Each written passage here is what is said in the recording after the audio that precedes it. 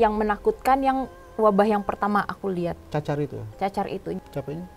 Ada darah? Darah ada. Dan ingat, pemerintahan harus bertanggung jawab atas darah tersebut. Kayaknya makin banyak yang dirugikan aja sih. Lebih ke, gak tahu ya, penglihatan aku lebih kenceng ke pemerintahan banget. Dari kemarin kenceng banget. Banyak yang dirugikan oleh mereka sebenarnya. Erupsi itu? Longsor. Banyak korban jiwa di longsor itu? Tidak sebanyak Cianjur.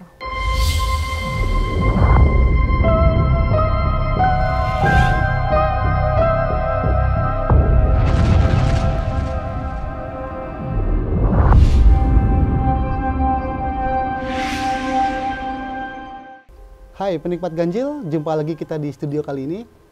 Dan kita akan terus setia membahas keganjilan-keganjilan yang ada di kehidupan kita sehari-hari.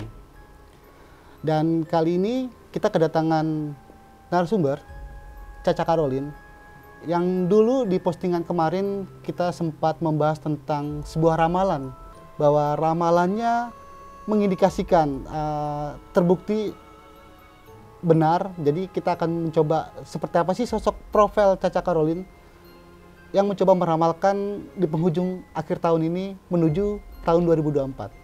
Oke, selamat malam Mbak Caca. Selamat malam, apa kabar? Baik-baik nih Mbak. Mbak, ramalan kemarin ini beragam banyak pro kontra ya. Iya, komentar juga dan Iya. beberapa juga mengindikasikan bahwa ramalan Mbak ini ternyata sedikit terbukti berjalan ini. Sudah terbukti. Oke. Mbak, banyak warganet nih, penikmat ganjil pengen mengenal profil Mbak. Dan sebenarnya histori seperti apa sih Mbak saat Mbak bisa memiliki penglihatan indigo ini sebenarnya? Penglihatan ya. Nah, kebetulan ini turunan dari uyut aku, neneknya papa. Karena beliau itu dulunya dikenal dengan praktisi ilmu hitam. Terus turun ke nenek aku, which is itu anaknya dari uyut aku. Nah, karena di keluarga papaku itu yang justru yang cewek nih dikasih kelebihan talenta ini gitu. Salah satunya aku, terus ada satu lagi sepupu aku cewek dan itu dia sebagai healer. Yang memiliki talenta ini garis keturunannya perempuan ya? Perempuan. Oh, berarti dari nenek Uyut, nenek aku, kakak sepupu aku, terus aku. Oh, perempuan? Perempuan semuanya. Gitu. Kalau betul asal mana Mbak? Mamah aku Chinese, papah aku Dayak Banten. Oke. Dan gimana sih asal muasal Mbak ketika bisa punya penglihatan seperti ini? Itu berawal dari waktu itu tahun berapa yang bom buku. Nah, kayak aku ngedapatin vision kan, jadi aku pikir kayaknya dicuekin aja gitu. Ternyata kejadian. Terus tsunami di Jepang, terus tsunami yang di Banten, terus kejadian alam banyak lainnya. Bahkan ketika orang terdekat aku akan dapat musibah nih, pasti aku udah tahu nih. Gitu. Itu dapetnya kecelakaan. Dari mimpi atau langsung ada bayangan di pikiran? Vision sama kalau misalnya aku dapat penglihatan itu dengan kondisi tidur, kalau misalnya kayak kecelakaan nih. Kecelakaan tuh pasti dilihat dengan kondisi aku sedang tidur dan aku di dalam kejadian tersebut. Misalnya kecelakaan udara. Nah, aku di dalam pesawat itu dan aku ngalamin. Jadi kayak bangun tuh kayak bagian mana yang sakit gitu. Nggak enak gitu rasanya. Beda kalau misalnya aku dapat vision kondisi sadar gini, ya udah kayak nonton film aja gitu. Tapi bentuk puzzle yang nanti aku harus satuin nih. Ini ada apa ya? Gitu.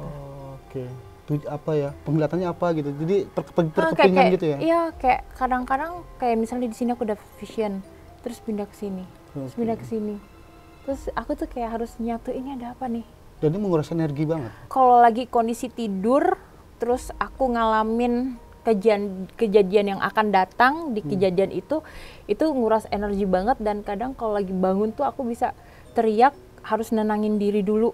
Panik itu aku harus benar-benar bisa kontrol diri dan nenangin diri. Kalau enggak agak sedikit pasti dada sakit sesek. Oh gitu saat itu ya. Tapi random Mbak ya, nggak bisa ditentukan kapan waktu Nggak saat bisa. penglihatan? Aku pun nggak bisa nyeting untuk penglihatan. Aku kayak gue pengen lihat ini, enggak, jadi kayak lihat aja sendiri gitu. Itu dari usia berapa saat itu? Sebenarnya dari kecil, tapi kan waktu masih kecil kan kita nggak tahu ya itu apa gitu. Nah, makin terasa itu setelah aku jadi muridnya Ki Pranalewu. Itu nggak salah 2013. Jadi aku dibimbing, diarahin. Nah itu makin terasa nih, makin aku tahu oh ini vision ini tuh untuk ini, vision ini ternyata aku dapat vision ini, oh ternyata ini artinya ini gitu. Kan kita kalau misalnya kita punya kemampuan, terus kalau kita nggak diasah dan tidak dibimbing, nanti jadinya akan aneh gitu. Dari situ mulai sensitif tuh Mbak? Bukan mulai sensitif sih, makin tahu vision yang aku dapat itu, oh ini tuh sign buat ini tuh buat ini tuh buat ini. Oke. Dan bicara di penghujung akhir tahun ini, banyak juga penglihatan-penglihatan Mbak yang Mbak rasakan sekarang? Iya kan sudah berjalan kan erupsi ini ya gunung, kan udah 2 ya. Terus kemarin ada netizen juga yang ngomong Kak di daerah sini udah erupsi. Wabah salah satu juga ya? Wabah sudah berjalan, terus apa ya, kecelakaan kereta juga ya. Iya kemarin di Lumajang itu. Terus kecelakaan udara kan, karena aku bilang ada kecelakaan udara TNI ya. Iya. Udah berjalan. Jadi banyak netizen yang justru netizen lama aku kan pasti ngikutin nih gitu. Kalau aku dapat vision pasti aku tulis di note handphone. Kalau di note handphone di iPhone itu kan di atasnya itu ketika kita ketik kan ada jamnya, kita ketiknya jam berapa dan waktunya. Jadi ketika vision itu terjadi pasti aku langsung screenshot, tongolin, aku update di Snapgram.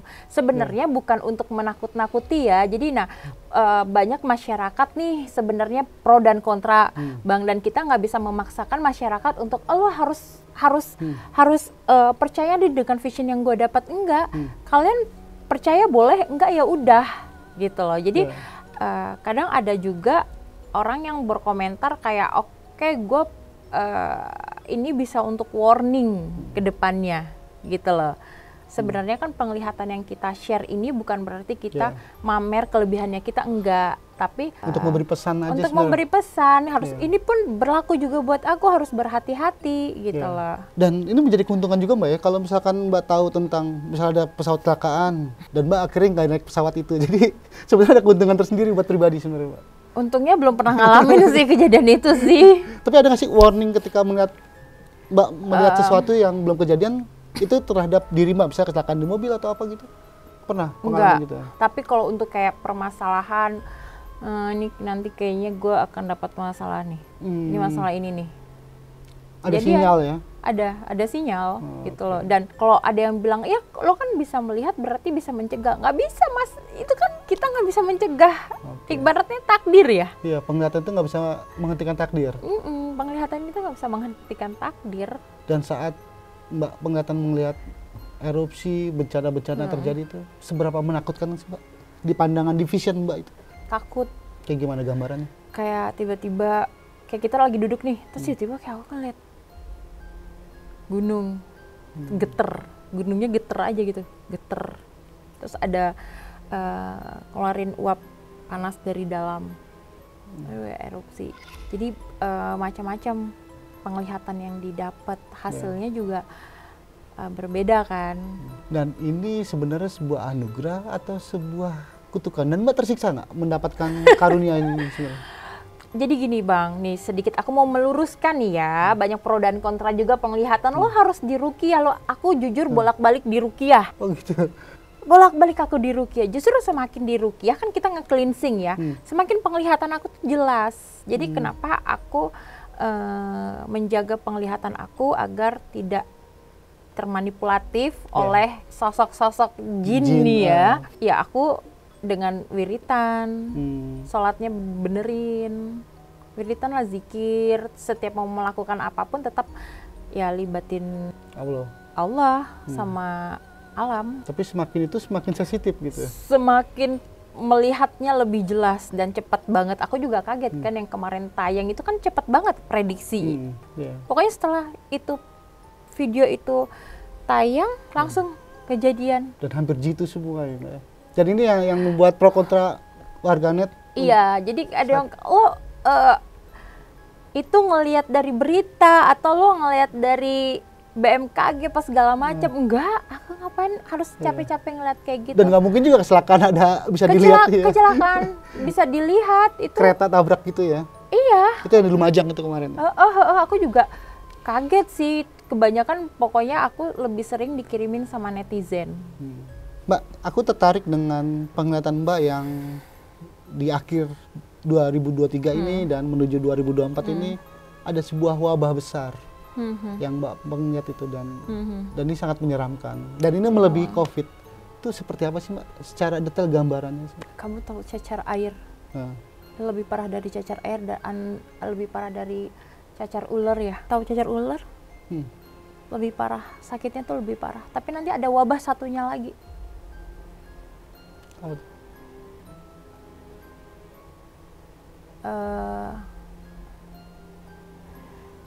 Bisa dibilang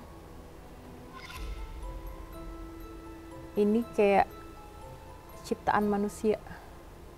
Aku agak beban sih sebenarnya untuk nyampein. Tapi kita harus kasih pesan agar juga pemerintah juga mewaspadai soal ini juga sebenarnya. Dan pemerintah jangan memanfaatkan kondisi juga.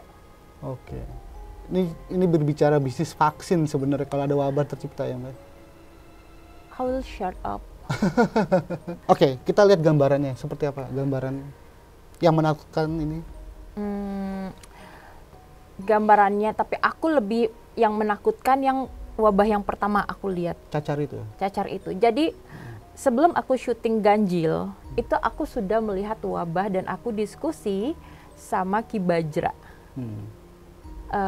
Aku ngeliat ini gitu.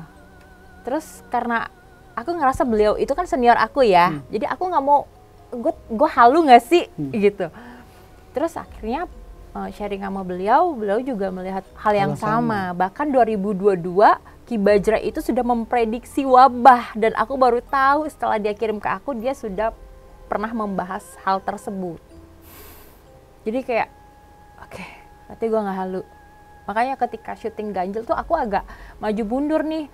Aku mau nyebutin nggak ya? Takutnya nanti disangka gue dibayar pemerintahan buat nakut-nakutin kan. Sebenarnya kayak nggak sebenarnya kayak cuman ngasih peringatan gitu loh, ngasih warning, bukan nakut-nakutin. Kalau dalam gambaran Mbak, skala korban tuh seperti apa? Banyak.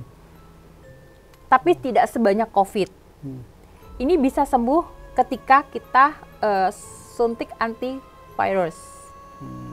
Ada vaksin yang udah diproduksi gitu ya? Vaksin itu sudah ada dari sejak lama. Cacar monyet ini itu memang udah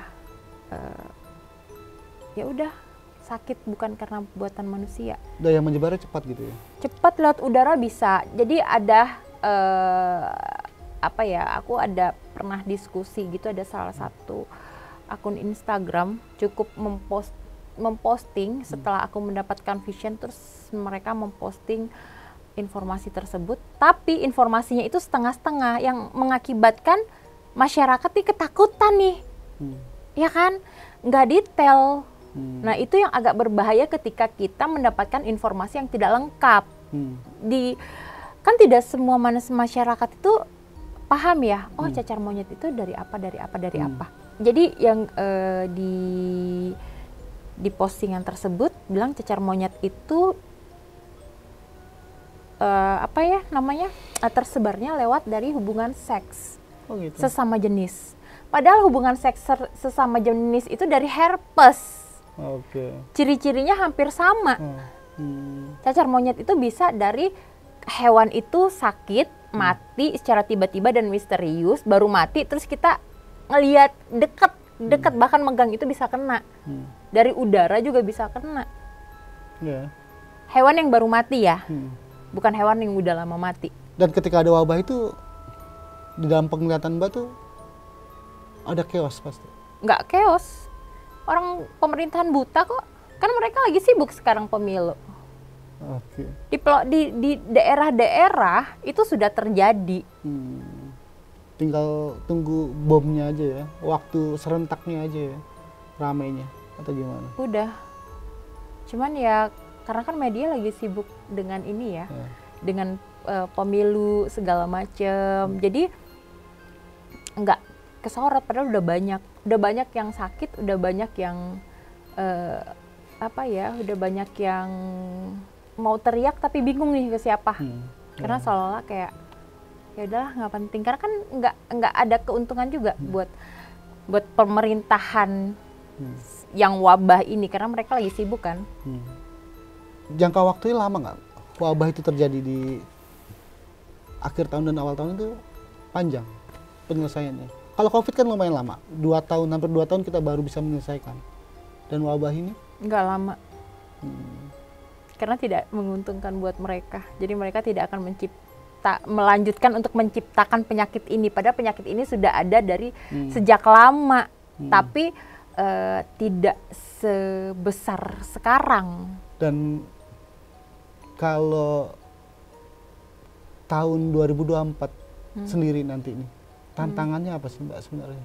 Tantangan yang membahayakan itu sebenarnya apa sih? Buat apa? Dari penglihatan Mbak, baik dari politik, dari apapun.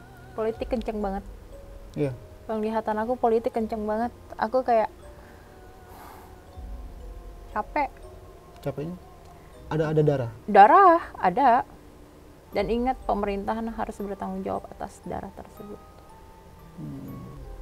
Dan makin banyak pengangguran. Makin banyak orang susah, kriminal lebih tinggi dari sebelumnya. Karena banyaknya pengangguran kan. Keegoisan para pemimpin. Masyarakat kecil itu korban dari mereka. Yang kaya makin kaya, yang miskin makin miskin. Mereka duduk di kursi yang enak. Sementara di luar masyarakat kalangan bawah dilirik nggak? Tapi akan ada kerusuhan di penglihatan Mbak itu? Ada kerusuhan. Kerusuhan, ekonomi menurun. Sebenarnya ekonomi tidak menurun, tapi karena ada permainan, jadi kayak ya krisis, padahal enggak. Efek dari pertarungan politik ini ya? Nah kayak aku bilang, rakyat kecil jadi korban. Dan ada lautan darah gitu. Ini juga serem tau, ngeliat kalau ada penglihatan seperti ini di tahun 2020. Ya kan banyak orang yang demo. Dan semakin tidak amanah pemerintahan kita, alam semakin murka. Oke. Gini, ketika kita tidak amanah, serakah, egois, mengorbankan banyak pihak, Allah tuh kasih ujian nih sebenarnya. Kasih peringatan. Kasih peringatan A, kasih peringatan B, nggak ngeh nih ternyata. Ya kan? Nggak ngeh, akhirnya apa? Ujian terakhir, alam. Alam yang murka. Erupsi longsor. Itu banyak korban jiwa di longsor itu? Tidak sebanyak Cianjur. Ya, Mbak, waktu terus bergerak maju Mbak. Dan ada apa aja lagi nih Mbak? Penglihatan Mbak yang kemarin kita udah sempat bagi di ganjil dan sekarang apa tuh? Penglihatan apa lagi sih yang Mbak rasakan atau vision Mbak yang Mbak lihat?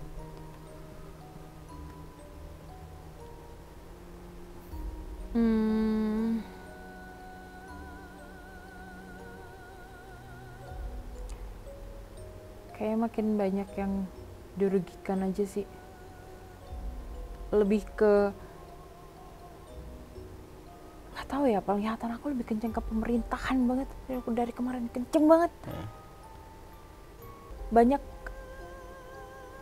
yang dirugikan oleh mereka sebenarnya. Masyarakat yang iya, masyarakat. lebih hebat dari 98, Mbak? Kerusuhan-kerusuhan? Enggak separah itu. Bawah lagi gerak kencang banget. Jadi bawah, atas itu lagi kencang banget. Tapi bawah lebih kencang. Itu artinya gempa, longsor. Tapi gempa nggak parah, longsor. Ini lagi gerak nih, aku ngerasain sekarang gerak nih. Tadi kan aku kayak mau jatuh kan. Dan erupsi juga makin. Itu di sekitaran Pulau Jawa, Kalimantan atau di pulau mana? Gunung, hampir semua gunung. Hampir erupsi semua gunung. Di luar dan di dalam. Kalau untuk gempa, ya itu Pulau Jawa ya. Terus longsor di perbatasan, tapi aku nggak tahu perbatasan mana. Tapi aku hanya ngelihat di perbatasan. Dan sekali lagi nih juga ini sebagai pesan sih Mbak ya sebenarnya. Bukan untuk menakut-nakuti, bukan ya, untuk. Ya benar, bukan bukan untuk menakut-nakuti, bukan untuk kayak menciptakan kegaduhan, tapi iya menciptakan kegaduhan, tapi kita tuh memberikan warning. Nggak ada kok yang pengen punya penglihatan kayak gini tuh, nggak ada. Yang dikasih penglihatan seperti ini tuh kayak udah jalannya takdir aja gitu loh. Dan nggak enak kalau ada yang ngomong ditutup, ya udah dicoba gitu. Papaku udah coba untuk tutup tapi nggak bisa. Di Ruqyah bolak-balik aku di Ruqyah justru makin tajam. Jadi ya oke, aku harus mempergunakan kelebihan ini tuh dengan baik gitu, nggak memanfaatkan kelebihan untuk kayak mamer apa enggak. Makanya aku agak sedikit tertutup kan. Nah, karena kan belum tentu nih semua orang bisa menerima nih orang yang punya kelebihan kayak aku. Dan juga pernah ada juga nggak sih Mbak yang misalnya kan kayak ada seseorang yang pengen berbisnis dengan Mbak. Berbisnis Caca, apa nih? Ramalin dong skor bola misalkan. Mbak Caca, pernah. Ramalin dong, saya menang nggak jadi caleg misal gitu. Bola pernah, sering. Bola sering. Oh, gitu. Tapi sekarang aku udah stop. Ya? Iya lumayan ya. Cuman nyebutin angka. Terus nyebutin warna pilih gitu. Kalau caleg ada. Dan sekarang lagi musim-musim ya dong, banyak yang datengin Mbak. Banyak. Sebelum dia ngambil tindakan daftar, Mbak gue bisa menang nggak nih, bisa menang nggak gitu-gitu? Nggak ada yang ngaku ini. Ya, misalnya ada klien, dia mau bikin ini orang minta maaf sama dia. Aku bilang, aku langsung tembak gitu. Gue nggak bisa bantu orang yang dia yang salah tapi dia mau orang itu minta maaf. Gue nggak bisa. Karena aku nggak mau dapat karma buruk. Ya, tetap pilah-pilah ya. Iya, aku harus tetap memilih. Makanya kita yang punya kelebihan tuh kita harus benar-benar bisa memilih nih dan peka mana yang memang harus kita tolong, mana yang enggak. Karena efeknya ke kita. Tapi ada juga yang ya udah semua diambil tanpa dia pikir karma buruk yang akan dia dapat tuh kayak apa. Lebih mikir panjang sih aku kalau mau nerima klien. Tapi kalau Mbak Caca boleh jujur dari hati, memiliki kemampuan indigo tuh lebih banyak enaknya atau enggaknya sebenarnya? Enggak. Berarti ini bukan karunia tapi kutukan gitu ya? Kalau mau protes, udah lama sih protes, tapi sekarang udah nggak mau protes lagi karena sama aja aku menyalahkan takdir kan. Jadi ya udah dipergunakan dengan baik. Ketika mau nolongin orang pun nolongin dengan baik. Kayak misalnya ada kemarin habis nolongin anak hilang di Sungai Siak. Ya udah kebetulan Kapolseknya itu teman aku, jadi aku dihubungin. Ya udah aku bantu tarik dari jarak jauh. Untuk bantu kepolisian nyari jejak-jejak anak itu ya? Iya, jadi aku bilang belum seminggu ditemukan. Pokoknya sebelum seminggu, di bawah 7 hari. Ternyata benar ditemukan hari ke-6. Oh gitu. Jadi aku dihubungin itu telat. Hari ketiga aku dihubungin, terus aku kasih tahu nanti lo sebelum ketemu itu lo akan ketemu ini. Benar. Patokannya ketemu ini baru ketemu si anak. Karena vision Mbak melihat kepingan clue-nya ya sebenarnya. Tinggal dirangkai. Kalau yang untuk cari anak itu enggak, aku Langsung. dikirim fotonya, namanya, terus aku langsung oke, cari. Tangkap energinya, cari di mana. Jadi dan itu pun kalau ada yang netizen nih ngomong, lo cari duit nipu, kan kita nolongin orang nggak perlu nge-publish ya. Nah ini salah satunya yang aku publish nih, biar yang pro yang kontra nih yang julid nih nggak ini gitu loh. Dan itu no mahar. Pure ngebantu aja ya. Pure ngebantu karena benar-benar orang susah. Jadi makanya aku gunakan dengan baik penglihatan ini. Kalau tidak ya kelar akunya. Kalau hanya money oriented. Tapi memang benar sih Mbak ya. Kadang-kadang memiliki kemampuan itu akan sangat bermanfaat kalau kita memang dipergunakan untuk membantu ya. Buat ngebantu. Tapi kalau tidak ya udah. Lo akan kena apesnya, kena sialnya dari rezeki seret. Apes terus, apa yang dilakukan juga kacau. Oke, Mbak, ini kita baru dapat atensi dari warganet dan warganet pengen tahu tentang dunia selebritis nih. Katanya di 2023 dan 2024 apa sih yang Mbak bisa lihat vision mungkin dari artis yang akan bersinar, ada redup atau akan ada yang bercerai? Kemarin sudah ada tayang ya, perceraian itu makin meningkat. Ternyata setelah itu tayang ada yang bercerai dan ada artis lagi yang ternyata sudah mendaftarkan diri untuk bercerai. Terus ada yang sedang proses. Itu makanya aku bilang kan banyak wanita yang justru menggugat. Ternyata benar wanita yang lebih banyak menggugat setelah tayangan kemarin aku diganjil itu. Terjerat narkoba ada cowok, ciri-cirinya nggak begitu tinggi, kurus, rambutnya nggak keriting. Sekitar umur 20-an. Ya paling kenakalan remaja lah kebanyakan, cuman belum ketangkap aja yang lain. Atau ada selebritis yang meninggal? Ada luar. Oh, mengenaskan gitu? Luar negeri tapi ya? Itu terkenal ya? Sakit. Terkenal. Apalagi Mbak yang Mbak lihat? Artis senior, blasteran, wanita. Akan ada masalah nanti di balik perceraiannya. Detailnya Mbak, selingkuh atau KDRT gitu? Keuangan. Cukup rame. Tapi ada satu lagi juga YouTuber ya. Cukup rame juga nanti.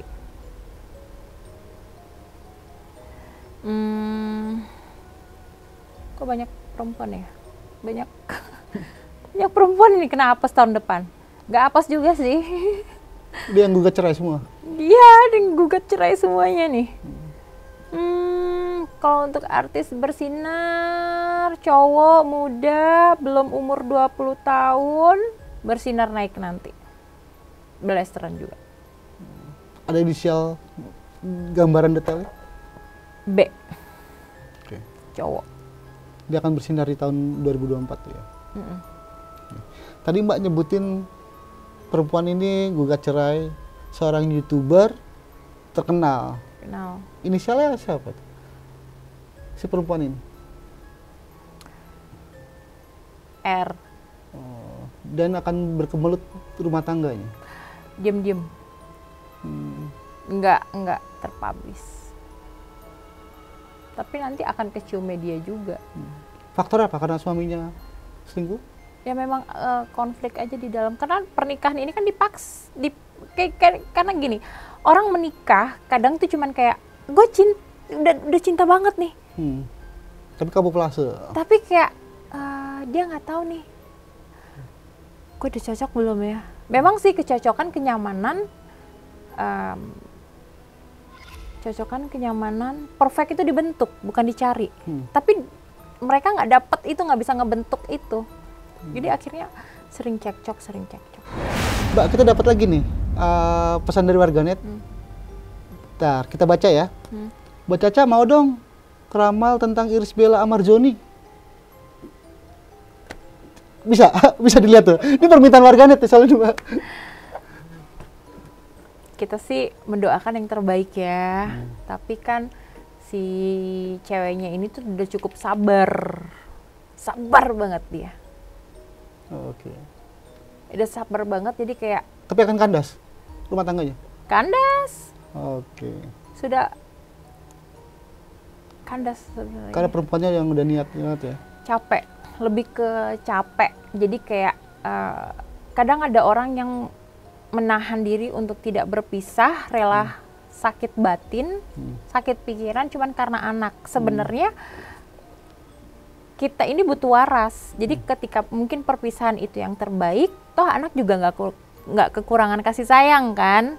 Jadi ya berpisah. Karena jadi tapi sebagian wanita itu lebih memilih untuk nggak apa-apa deh gue lanjutin. Padahal sementara dianya nggak bahagia. Korbannya justru anak. Gitu.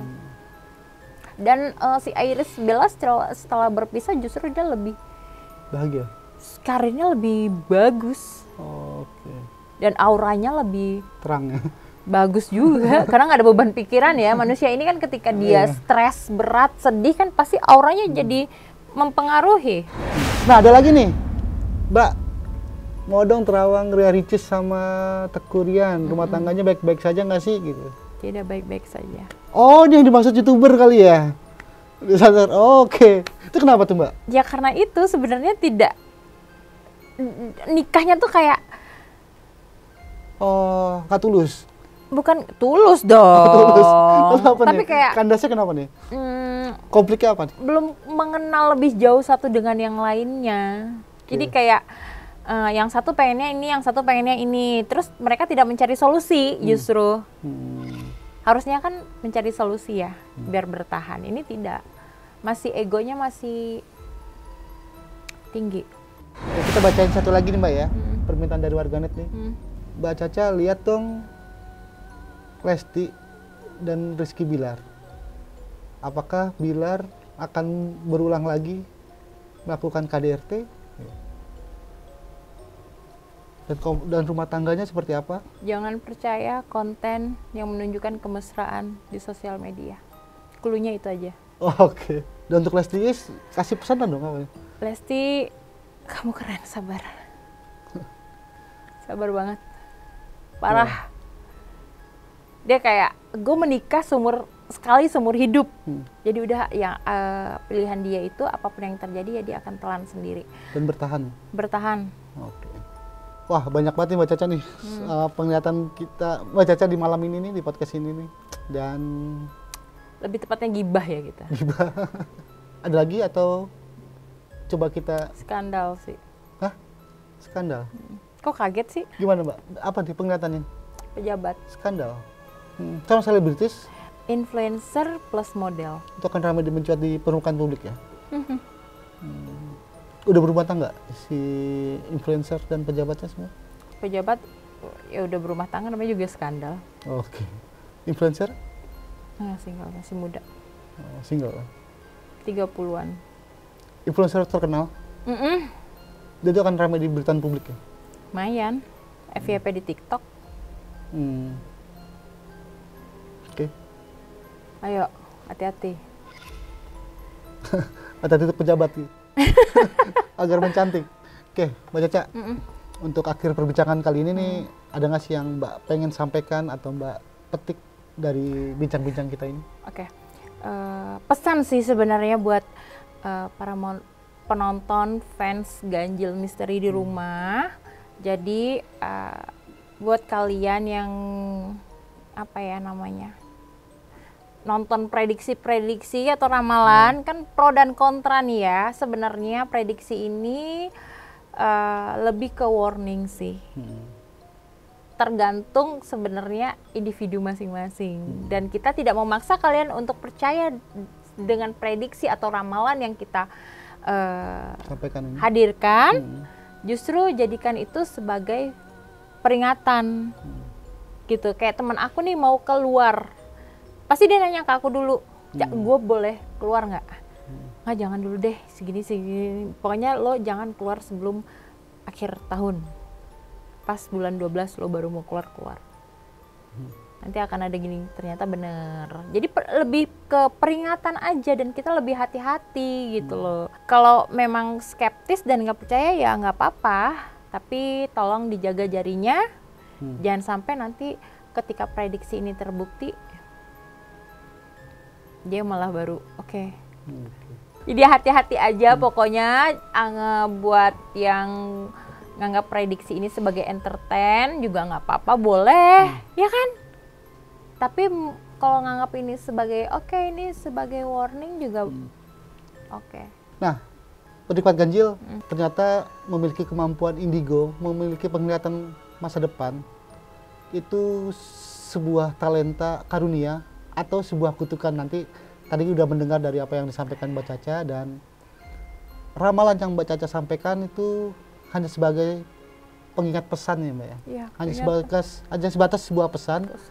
Tanpa berniat untuk membuat gaduh atau rasa takut, ya, kepanikan. Iya, kepanikan enggak, kayak ya udah warning. Misalnya nanti di sini ada longsor, di sini ya lo harus hati-hati. Gitu. Lebih untuk kita lebih hati-hati aja sih sebenarnya. Dan Mbak Caca juga udah sampaikan bahwa meskipun dia melihat masa depan, tapi dia juga tidak bisa menghentikan sebuah takdir. Iya, tidak bisa. Dan mungkin itulah malam ini yang kita bisa petik dari bincang-bincang kita. Dan thank you, Bang. Terima kasih, salam ganjil.